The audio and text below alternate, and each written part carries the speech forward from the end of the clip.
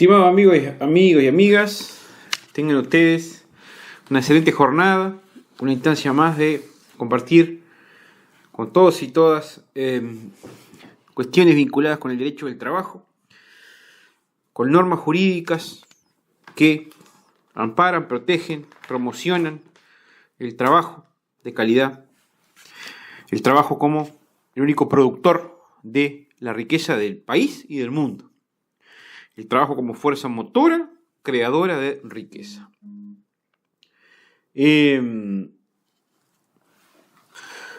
Veníamos considerando la ley 19.313 y el decreto 234 del 2015.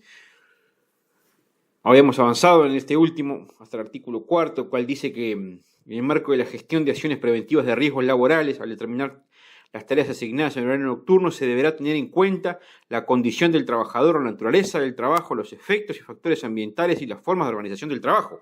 El empleado deberá adoptar las medidas necesarias para mantener durante el trabajo nocturno el mismo nivel de protección contra los riesgos ocupacionales que durante el día, evitando en lo posible el aislamiento de los trabajadores. Acá se establecen y se refuerzan y se reiteran en el decreto 234 del 2015 que conceptos básicos. Subyacen en estos conceptos elementos tales como el derecho del trabajador a la seguridad en el trabajo, el derecho al trabajador a no sufrir afectaciones en su salud por factores ambientales o por factores estructurales, motivados estos o emergentes estos de la relación de trabajo, de su característica de trabajador en un determinado lugar. Refuerza esta norma jurídica elementos que tienen que ver con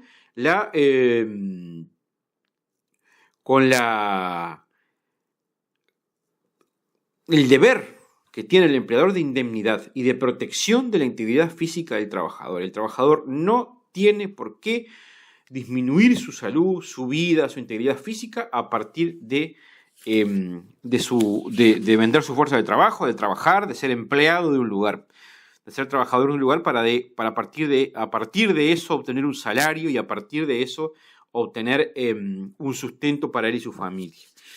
El trabajo no es una mercancía, no debe ser considerado una mercancía.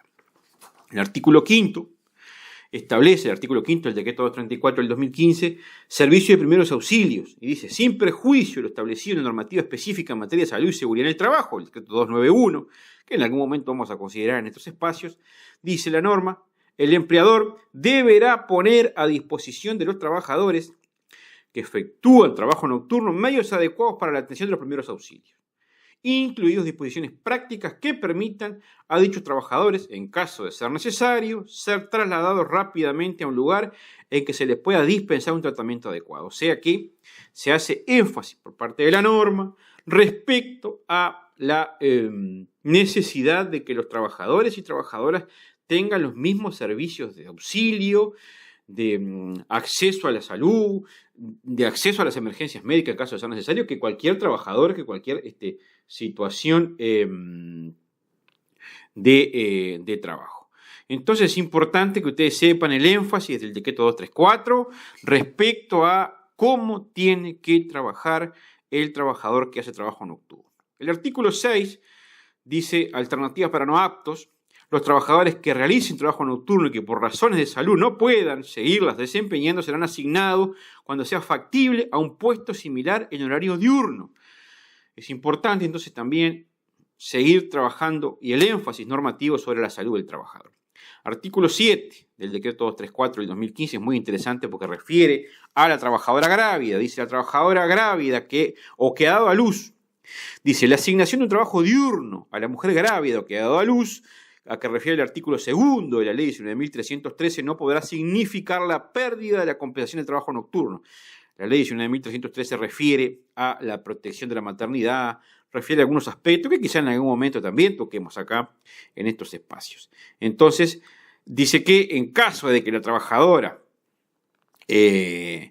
grávida o que ha dado a luz se le reasigne trabajo diurno,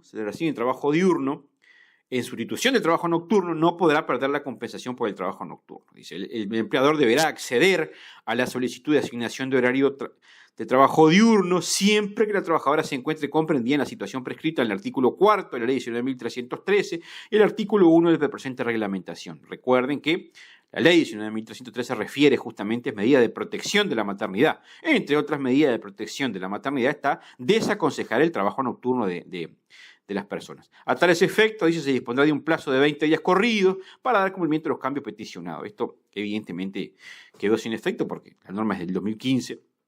Dice que el trabajador que ocupe horario nocturno, el tercer inciso del artículo 7 del decreto 234 del 2015 dice, el trabajador que ocupe el horario nocturno en sustitución de la trabajadora en los casos previstos en los incisos anteriores no generará el derecho a mantenimiento del cobro de la sobretasa una vez que sea repuesto a su horario diurno. O sea que si un trabajador viene a suplantar a una trabajadora grávida o que ha dado a luz, a suplantarla en su trabajo nocturno, no necesariamente cuando ese trabajador deje de suplantarla se va a poder llevar consigo esa compensación. Una vez terminada esa suplantada, digamos, obviamente termina el derecho a cobrar ese trabajo nocturno. El artículo 8 habla de la duración del trabajo y la base de cálculo de la compensación. Dice que a los efectos de lo dispuesto en el artículo 3 de la Ley 19.313, la sobretasa mínima del 20% se calculará sobre el salario básico que perciba el trabajador.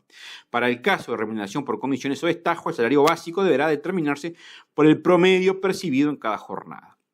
El artículo 9 nos habla justamente de un tema importante y es el cómputo del trabajo nocturno, que dice que una vez que se superen las 5 horas consecutivas de labor, en el lapso de 22 a 06 se aplicará la sobretasa del 20% sobre el tiempo trabajado en el rango horario referido. A esos efectos, el tiempo de descanso en la jornada continua se considerará trabajo nocturno si se cumple el horario señalado precedentemente.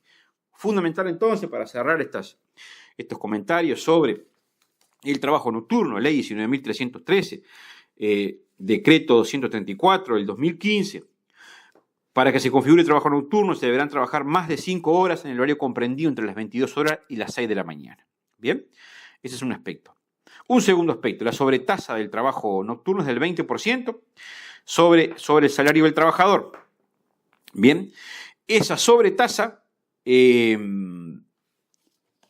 no implica que no haya mejores condiciones o mejores sobretasas acordadas por convenio colectivo o por consejo de salario. En ese caso, primarán las mejores sobretasas. Por ejemplo, si hay una sobretasa por trabajo nocturno de un 25%, va a primar la que redunde en un mayor ingreso para el trabajador.